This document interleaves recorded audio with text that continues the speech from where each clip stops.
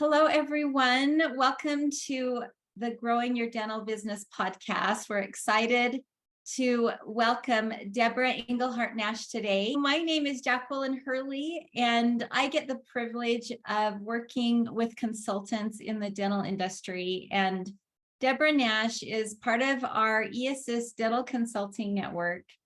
And I'm just really excited to have her here today. She's an incredible individual who has been in the dental industry for like more than 35 years and 38 years. So she's been, that's great, which tells me you have a lot to offer the dental industry.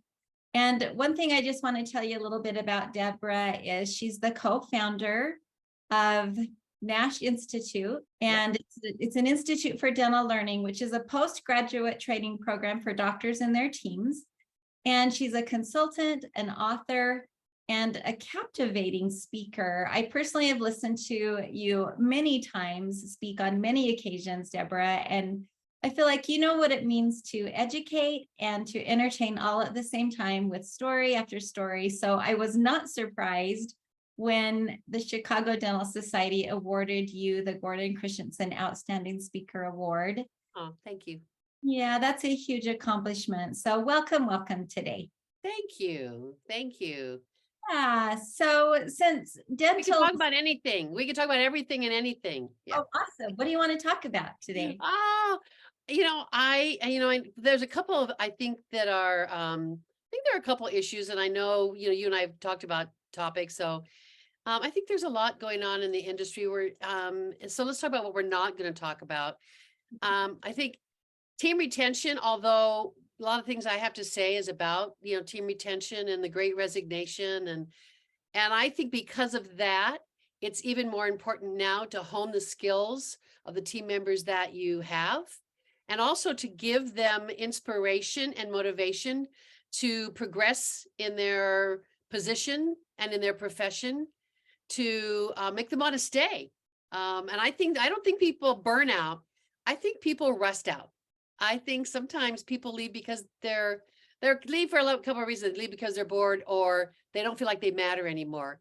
And I love to offer solutions in how teams work with each other and how they work with patients, so that they understand and realize their significance in the dental practice, which also goes back to helping the patients understand what it is we can do for them regarding their treatment, and how we incorporate their dental plans, and how we talk to them about their financial investments.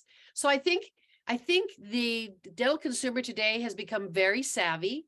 The good news and the bad news is social media is our friend. It's also sometimes not our friend, because a lot of our consumers, a lot of our professionals go online to try and get answers. I mean, I see it every day, right? Don't you? I mean, that's why people are here. I think a lot of times patients go online looking for answers, or they're looking for the right practice. So I think our consumer, our patient, comes to us far more savvy than they were 38 years ago when I first started as a consultant. I was a dental assistant first. I matriculated to the front desk.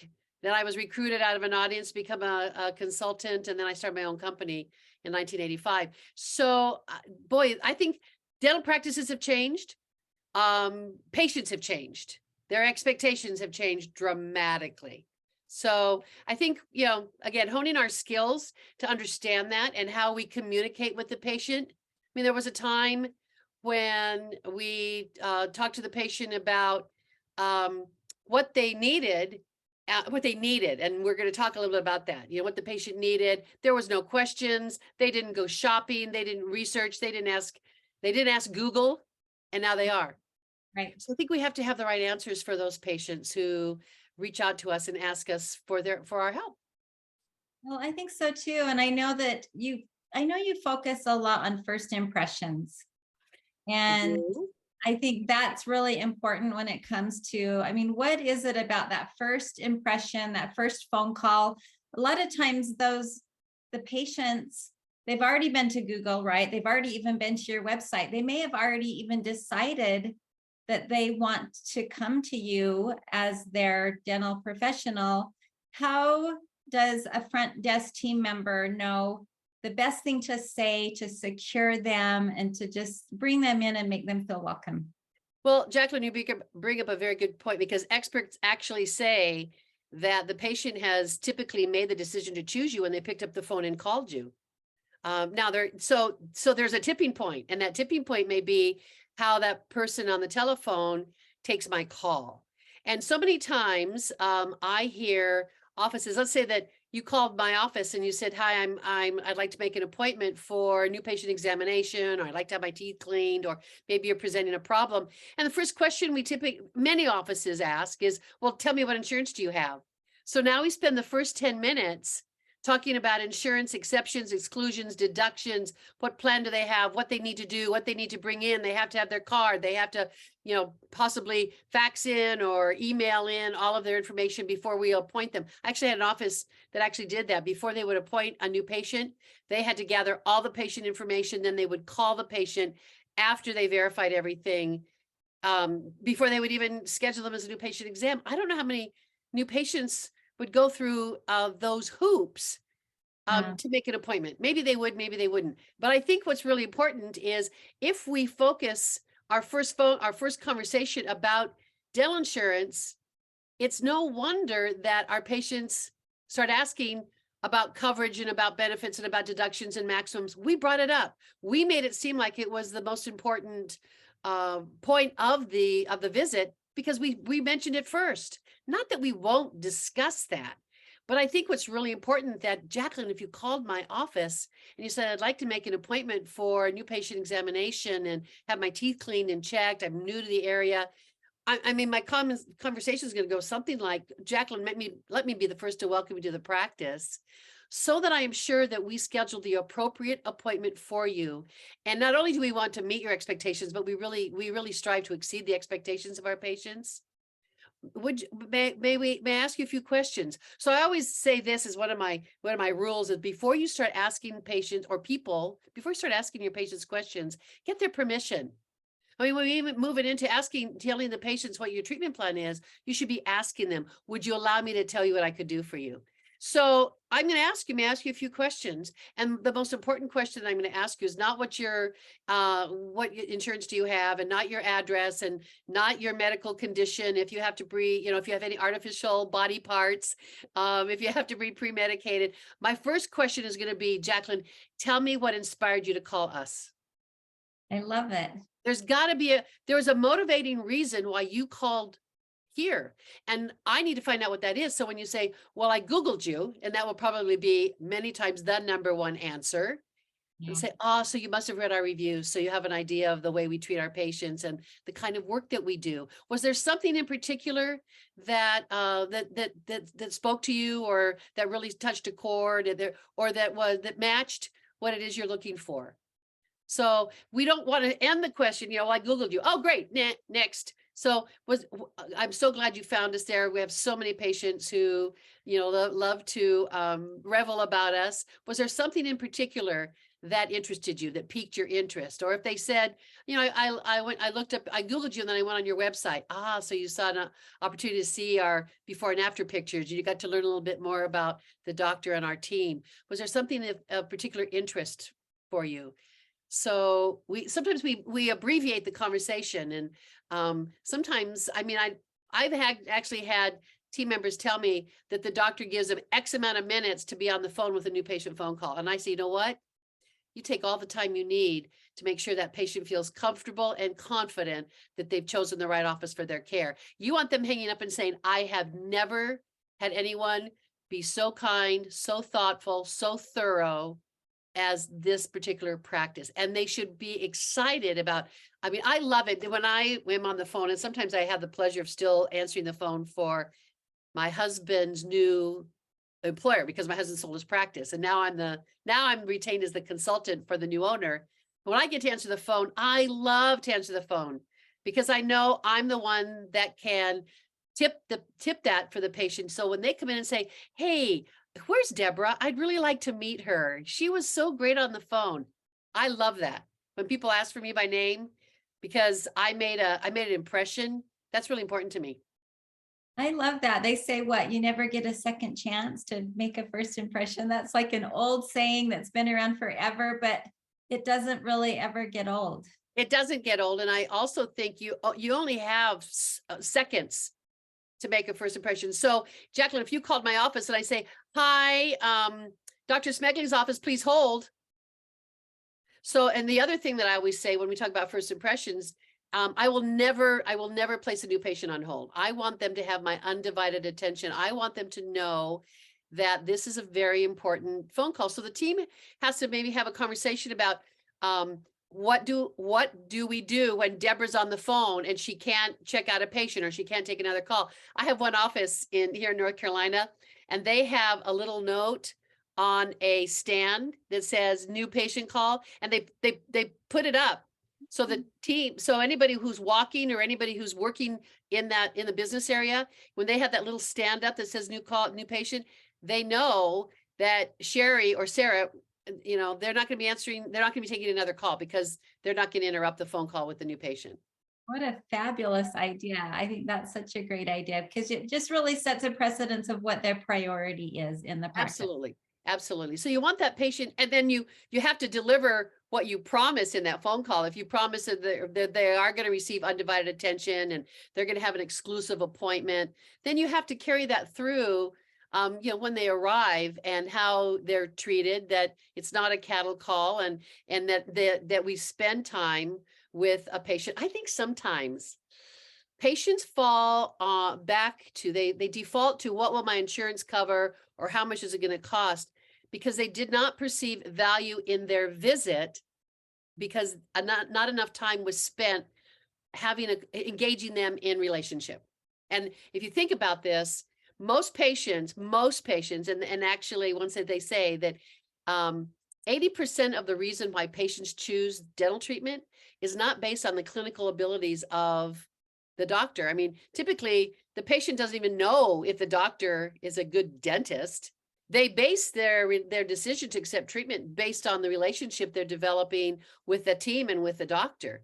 Yeah. Now, how do they know whether or not the dentist is a good dentist, is a capable dentist, is a clinical genius, if you will? Most doctors aren't going to walk in and say that, hey, I'm a great dentist and I'm a clinical genius or I'm a dental artist.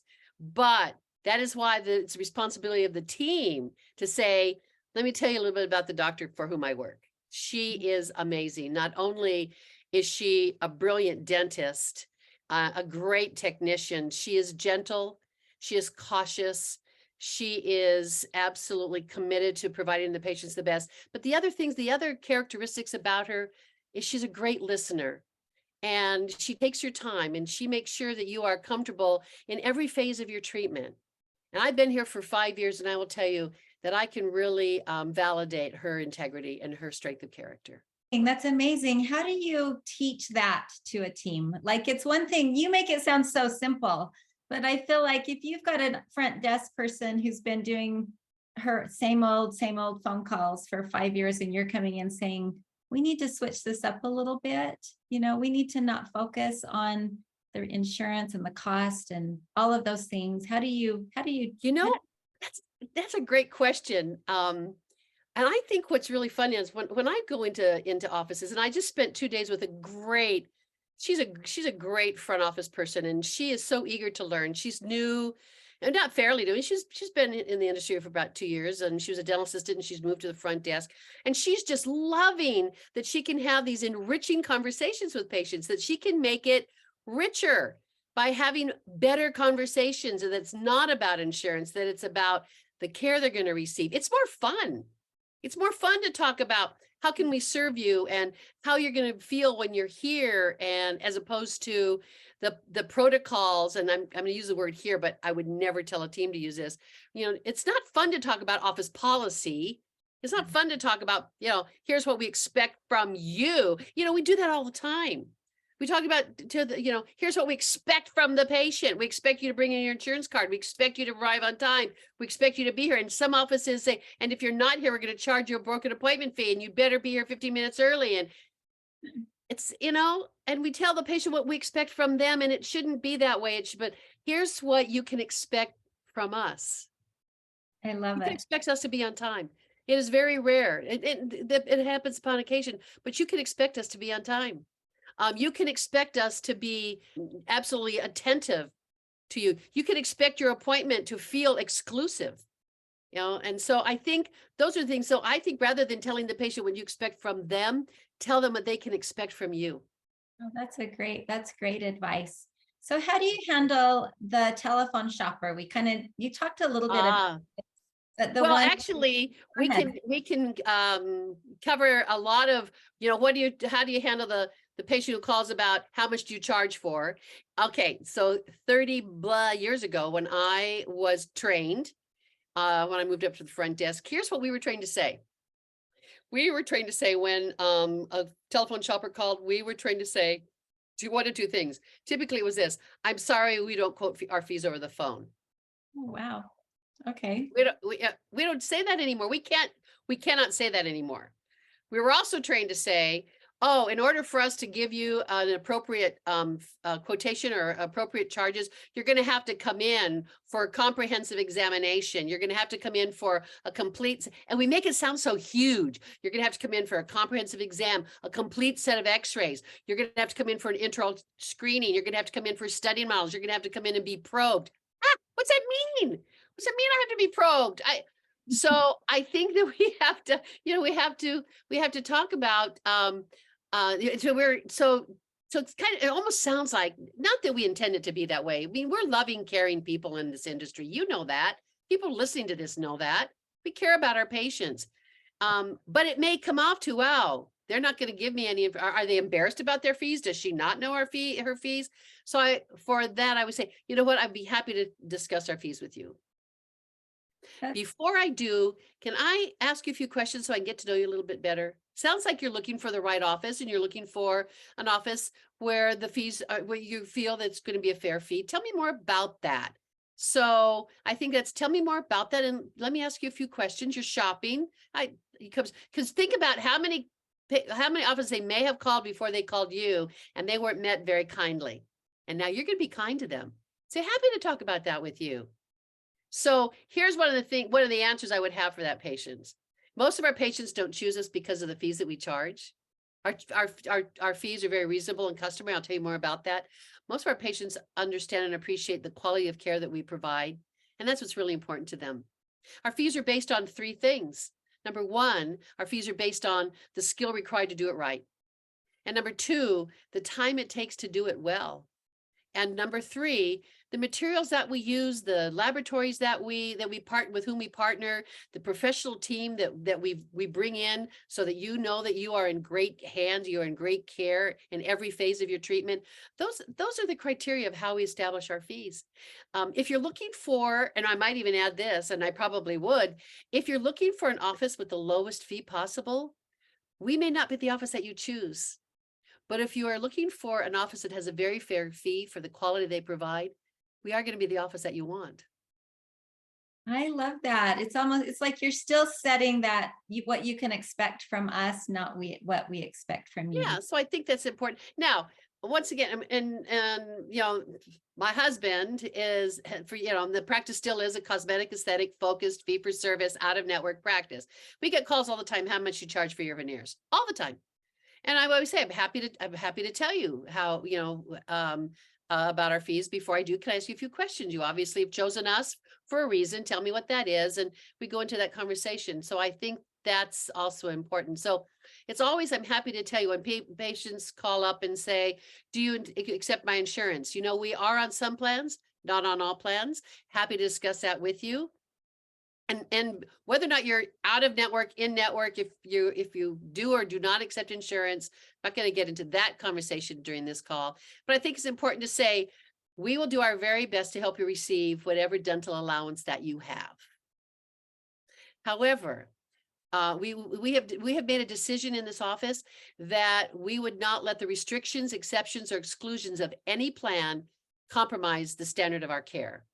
we will help you receive whatever allowance that you have. Now, the advantage, see, once again, I'm going to go back in. One of the reasons I love outsourcing insurance to eAssist is that I've got experts who will absolutely help that patient receive their allowance in a very timely manner. And, I have to, once again, you didn't ask me to do this, but I would much rather have I like to outsource as much as I can. I like to outsource the mechanics of the practice when I can, because I'd like to have that person at the front desk focusing on the relationship with the patient.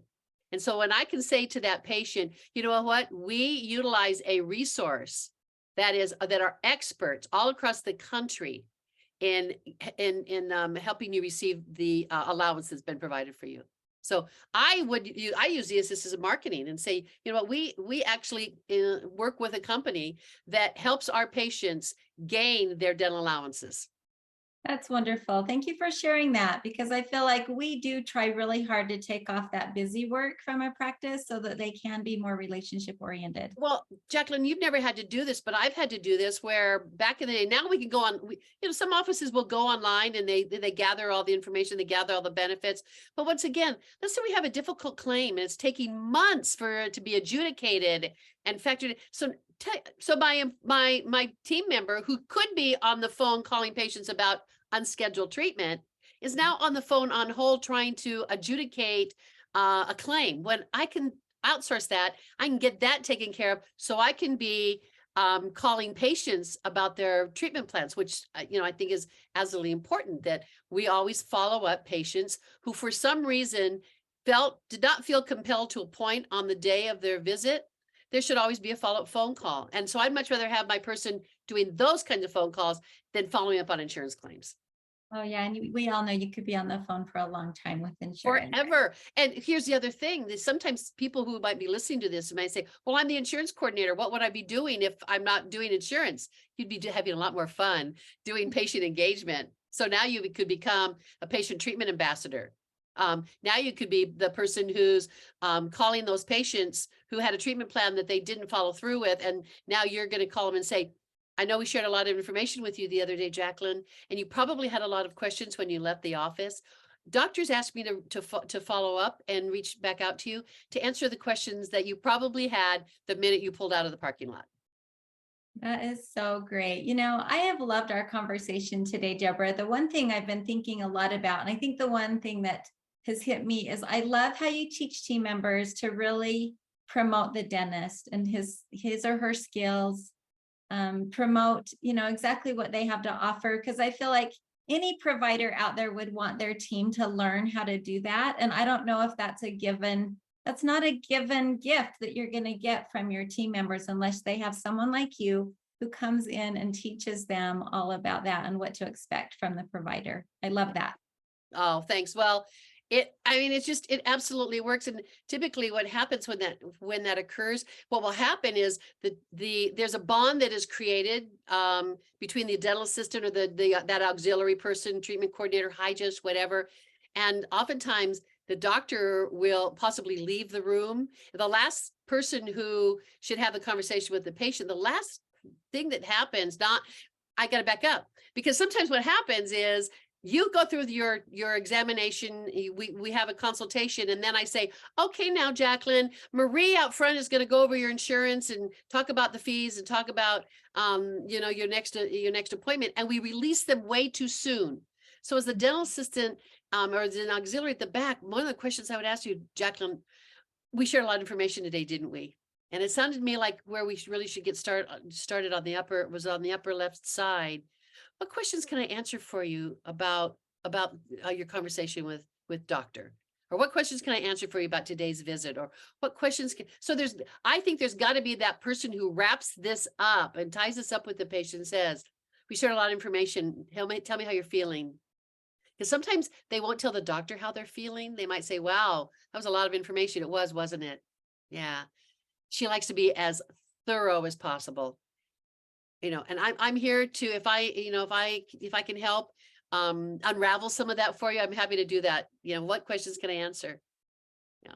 That's great. And you can also confirm or reconfirm what was presented at the beginning about the doctor, right? Absolutely. And I think it's also important. Once again, I still go into offices to consult, and I watched a dental assistant. She did a really nice job presenting with visual aids. She brought the patient into the consult room and sort of dumped him and didn't, kind of left and didn't introduce the treatment coordinator, the financial coordinator. And he sat in there kind of, and what he could be doing, sitting in there and talking himself out of doing this. Oh, So yeah. so you have to also be careful about the handoff. How do we hand the patient off well to the person, and when it's appropriate? So I think and if we go, I want to go back to the chair, that when we are presenting that treatment, then rather than saying, I'm going to tell you what you need, here's what happens. Okay, I'm going to try and do this really quick because I know we only have a couple minutes left. So Good. often this is time to happen. This would happen. Hi, my name is Deborah Jacqueline. It's so good to meet you. And I'm Dr. Wilson's dental assistant. Here's what we're going to do today. Today, we're going to do a full mass series of x-rays. We're going to take some study models. We're going to take some pictures. I'm going to use the intraoral camera. We're going to go ahead and we're going to oral cancer screening examination. Doctor is going to come in. He's going to do a full treatment plan. He's going to do a comprehensive examination. We're going to get that all recorded on a treatment plan. We're going to figure out what your insurance is going to pay. We're going to tell you what you're going to need, and we're going to schedule the next appointment.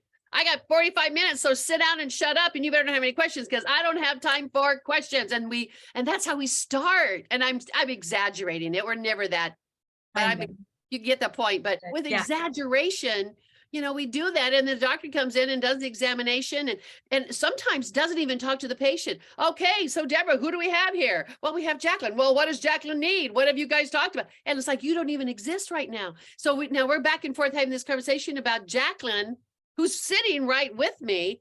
So first of all, physically, I want to be on the same side as the doctor. And I'll say, doctor, I have the pleasure of introducing you to Jacqueline. Jacqueline and I've been having some conversations about what her expectations are, what some of her concerns are. Here's the information I've gathered so far with Jacqueline to help you with your examination today. Jacqueline, what else would you like to add? And then after we've done the examination, I think this is really critical. Instead of the doctor saying, let me tell you what you need, a wonderful way to approach the patient is, would you allow me to tell you, or with your permission, may I tell you what I have found and what I'd like to do for you? As opposed to, I'm going to tell you what you need. So I think one of the things that when we talk to the patient, we don't say we're going to tell you what you need. We're going to say, we're going to give you the information to help you make the right choices for your care. That's our responsibility. I love it. I know that. So my baby is Dental Zing, and you actually have some courses on Dental Zing, and you have a course kind of all about this, all about phone conversations and how to treat your patients. So if anyone wants to go to dentalzing.com, they're welcome to go find your courses on Dental Zing. But even the next step would be to bring you into the office and let you work. I also have a book in the works. I know. I want to put it out into the universe because then I'm accountable. It's going to happen. We know it's going to happen. I made a promise by Chicago Midwinter 2024. I made a promise that it would be published. So you're down to less than a year now. I know. It's all good. It's all good. So before I share with the audience, well, is there any parting thoughts that you have today before we let you share how the best way to get a hold of you would be? Oh, I can share that. But I think there's one more thing, because I don't want to leave out the important role of the hygienist. Okay. Yeah. And we could have another 30 minutes, Jacqueline, on hygiene, but I'll tell a quick story, and then I'll tell why I'm telling this quick story. One of my remarks I make to many people is, any strength taken to excess becomes a weakness. That's why I'm not a good dieter, because I could probably be really good at it and then I'd be anorexic. But you think about, so sometimes we are so social with our patients of record. We know them well. We know their cats, their dogs, their family. We go to church with them. We go to social events with them. We know them so well. And the hour or hour and a half that we spend with the patient becomes a social visit, not a dental visit. Yeah. And we don't talk to the patient, or we say, I know Jacqueline. I know she doesn't want to do those crowns. I know she can't afford the crowns. I know she's got kids in school. And sometimes that socialization gets in the way of being more impactful. Quick story. My former husband, John, great guy, he lives in Seattle, Washington, called me And he said, hey, can I talk to you about my dental bill? Like, sure. I mean, I know his dentist in Seattle. And I said, what's going on? And he said, well, I got charged for a recall exam. And I said, well, John, did Don come into the room? And he said, yeah. And I said, well, did he have some little instruments and he put in your mouth while you were there? He said, yeah. And I said, well, that was your exam. He said, but you know what? He said, it was a social call, Deborah. He asked about you and Ross and Sophie, our daughter, and he asked about me and the movie I'm working on. And he said, he didn't talk to me very much about dentistry. It was all about our lives. Got it. So sometimes we have to be careful that we take that to an extreme. I came to you initially for your dental expertise. And yes, we have become friends, but don't let that get in, avoid or, be careful about that gets in the way of making assumptions what the patient does or does not want, or what we do or do not present. So I think the most important thing for a hygienist to do, that a hygienist can help increase treatment acceptance from existing patients with unscheduled treatment. Jacqueline, if you were a patient and I see that we treatment plan some treatment for you, maybe restorations, crowns, whatever, and you haven't completed them, before I start my hygiene appointment, before I start my visit, my question to you will be, Jacqueline, I see that doctor has recommended treatment that has yet to be completed. Tell me, what has prevented you from having that done? Yeah. Your first comment's going to be money, probably money, or it doesn't hurt, or time. And I say, if money was an obstacle, think about, Jacqueline, think if we had done this 5 years ago when it was originally planned, and think if we wait 5 years from now. So if money is a concern, it will never cost you less. Right. If we could find a way to make that affordable, or factor, work that into your budget, what other concerns do you have? Hygienists have got to learn that that's a critical piece. There's so many dentists out there who are striving or pushing, wanting to get new patients. And sometimes I say, look back on the patients you already have and see how much unscheduled treatment you have in your practice. And that could be another amazing source of growing your office. That's true. I feel like that's true. And I think a lot of times offices are so focused on new patients that they don't even think about what they can do to build their income with your existing patient. Yeah, because not only do you have to look at, we're not going to get into analytics too. So I could spend we could spend a week just, but not only do we have to look at how many new patients we're attracting, we also have to look at how many patients are leaving. We have to take a look at attrition, but we also have to take a look at, am I getting 30 or 40 new patients who are moving forward with the treatment? Or am I getting 30 or 40 new patients who are doing nothing? Right. Those are two different practices. Same number of people, but what are we doing with that patient once they get in? And that's where I come in. That's what I do. I love to help offices work with their patients, help the patients understand and appreciate what that practice has to offer, so that they say yes. That's what I love to do. Well, and there's so many providers out there that need you, Deborah. So I feel like the dental industry is so fortunate to have you and your sweet husband, Ross, Dr. Ross Nash is wonderful too. It's been such a treat to get to know both of you so well. So how is the best way, if a provider is interested in bringing you into their practice for some coaching with the team, to get a hold of you? How's the best way? Oh, you're so sweet. And they don't have to do that initially. I mean, that can be done virtually, but I think the first place where it should start is a phone call. And I'll do an email address as well. But, I think sometimes you want to make sure, just as your team members, I become part of that team, and it has to be a good fit. So my phone number, and I give people my cell phone numbers because, I sometimes I don't know what state I'm in. So I'm, wherever I'm at, you can reach me with my phone. That phone number is 704-904-3459. I'm in the process of building a new website, but my old website's still viable, and while my new website's being built. But my email address is Deborah, and I spell it Debra, and my last name is tricky. It's ENGELHARDT Nash, NASH. So it's Engelhart Nash, ENGELHARDT Nash @gmail.com. So you can email me, you can call me, you can text me and say, hey, can we have a phone call? I'd like to learn more about about you, or, you know, what you do and how you do. I probably in the last, in April and May, May and June, probably, I'm doing a lot of communication workshops for offices, spending half days just talking about, let's talk about how we can engage our patients at a much higher level so they are saying yes to the beautiful treatment that you want to provide.